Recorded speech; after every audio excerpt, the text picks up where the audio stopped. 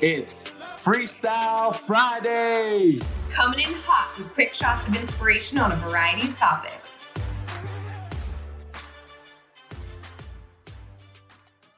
Today's episode is brought to you by the 90-Day Habits Journal.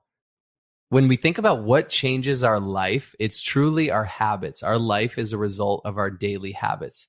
If you're a network marketing professional, let's say you started the business. Okay, what's next? What habits do I build day in, day out to build this business, this vehicle to where I want to go? That's where the 90-Day Habits Journal comes in. It's structured. It's a system, a daily method for success where you pour in 20 minutes of mindset, 20 minutes of relationship building, 20 minutes of follow-up. In 1 hour and 60 minutes, you can get more done than you would in a normal day, unorganized, disorganized, not knowing what to do. So head to 90dayhabits.co. and you can use Getting Magnetic 15 for 15% off. All right, y'all.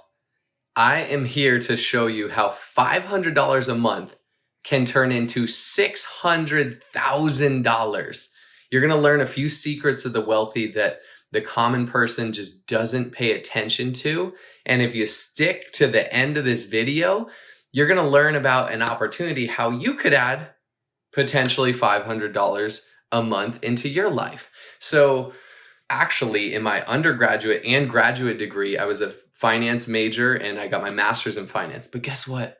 They teach you how to be a finance employee. There's no money 101. There's no wealth 101 we get in school. Why is that? That's crazy, right? We have to learn as we go.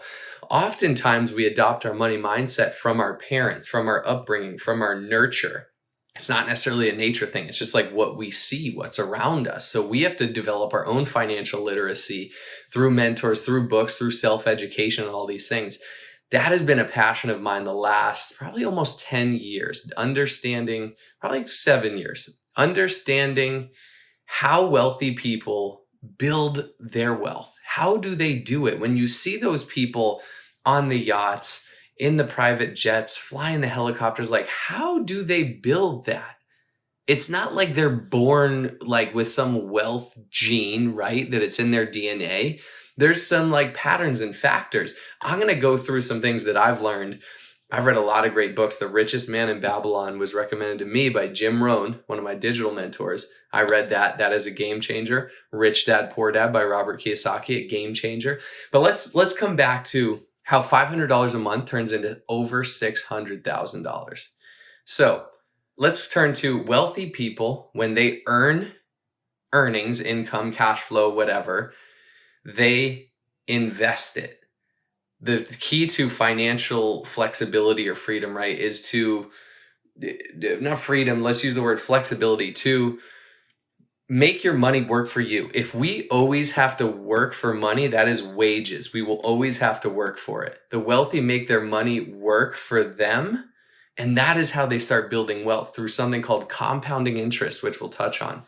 So if I think about a typical person might go get a job, they have a salary, they know what they're going to make, they might get a bonus, might get a raise, and typically it's spent on liabilities, right? They buy the car, they buy the house, they buy things that aren't assets, that don't produce them cash flow. They invest in things that just eat up their earnings, right? And typically you get the raise, you make more money, you do whatever, and then you just buy a better car, you buy a bigger house, you buy all these things, and you're always keeping up with the Joneses, right? What the wealthy do is they make earnings. And a lot of times what I've realized, they don't do it through a salary, right? Where they know what they're going to make. They do it through profits.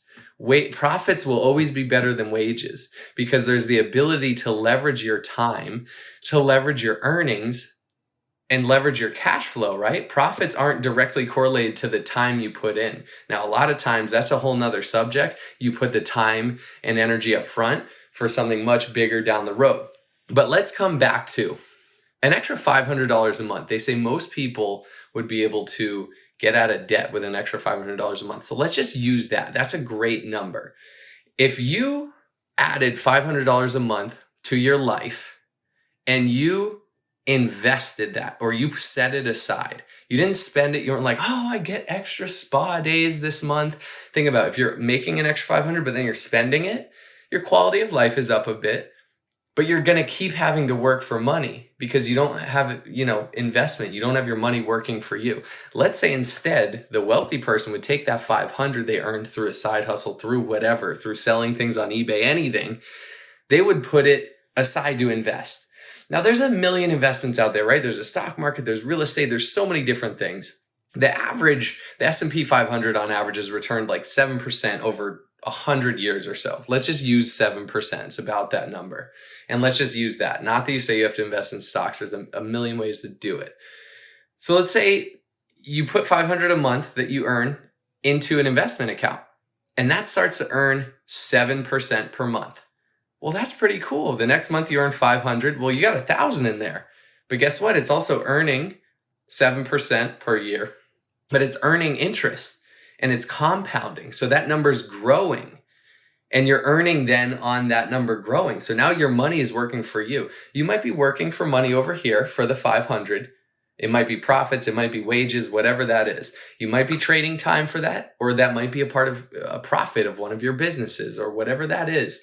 And you're taking that 500 and putting it in here. Now the 500's in here, earning money on itself. It's working for you. You have money working for you. That is what the wealthy do. So, over a few months, I have my chart here. I did all the math. Over 6 months, pretty cool. You put it all aside, you got $3,062. That's awesome. That's like a vacation. Now, what the average person does, they're like, I'm going to use that and spend it on a vacation. What the wealthy person does is like, I'm going to keep that in there and let that ride. Like, what could that grow to? At the end of the first year, you got $6,200 about. Pretty cool. An extra $6,000+ a year for an extra $500 a month. That's pretty cool. Let's fast forward. You keep putting the 500 in. It's earning 7% per year. 3 years down the road, you're at $20,000, a little over. That's pretty awesome. 5 years down the road, you're at $36,000. That's a substantial amount of money. 10 years down the road, you're at $87,000. That's pretty great. A lot of people could put a down payment on a house with that across America. Depends on where you live. But let's think about this. Let's say you're like me, you're like in your 30s. 30 years down the road, if you just earned an extra $500 a month that you set aside to earn 7%, every month you did that. 30 years down the road, that extra $500 a month over 30 years is $613,000, $613,544, over 600 grand. That $500 a month just chipping away. But want to know the other cool thing? $500 a month for 30 years is $180,000 that you put in there, that you put into this account, right? You're like, so how did it become 613? That's the beauty of compounding interest. That is your money working for you. That is $180,000 that you put in over 30 years, turning itself into 613,000. Now, nothing in life is guaranteed, right?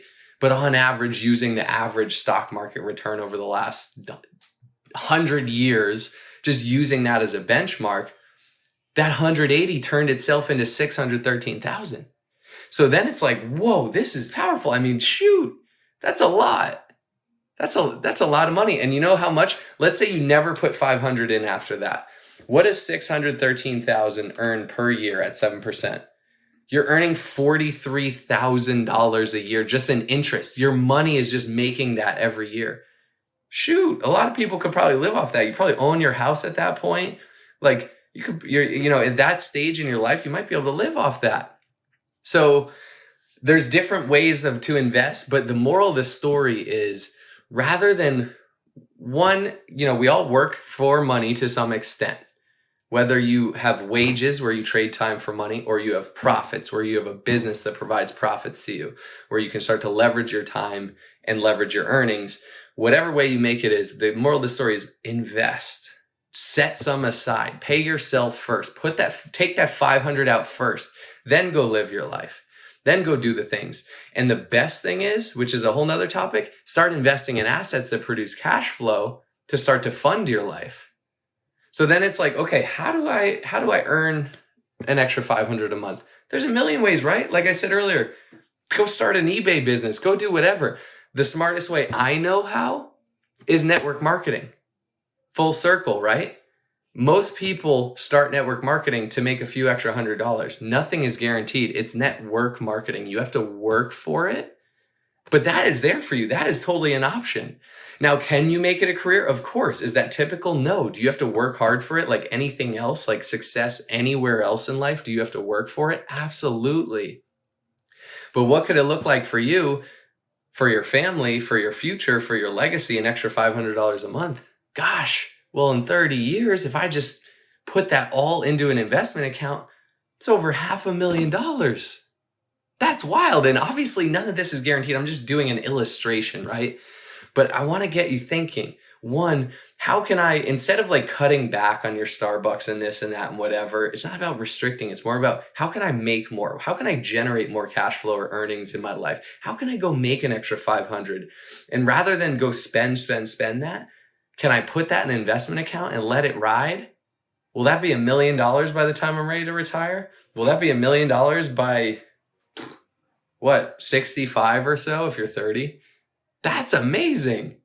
At that point, I don't know if you'll be able to retire in $1 million, but it's a pretty cushy account that you could start drawing in your retirement age. So invest, find ways to go make an extra $500 a month, set it aside. Network marketing is a beautiful way to do that. If you have questions there, or if you're like, I would like to start a side hustle or learn how I could make some extra in my life, feel free to connect with me or whoever sent you this video. But that's a wrap. Start thinking like wealthy people. Move away from wages, trading your time for money, into profits, into building an asset, a brand, a business, and then invest it. Invest it into whatever. Talk to someone who you respect, who knows about investments. Real estate's a great play. The stock market can be a play. I personally don't think it's the best, but it's better than nothing. And look what that can create. And then if you want to find ways to create more money, connect with the person, connect with someone in network marketing who you know and say, hey, how could I create this in my life? What would I have to do? What is the work, the investment of time and energy I would have to put in to create this? Nothing's guaranteed, but it's out there for you. It's possible. That's it. I like that. That was fun. I want to do more of that. I hope you got value out of that. If you did, comment your takeaway or share it with someone who would benefit from this, and catch you next time in Wade's Wealth Tips. I'm still learning too, by the way. It's not like I've mastered this. This is a learning process for me. I'm by no means perfect or wealthy or rich or anything. I'm just on my way though.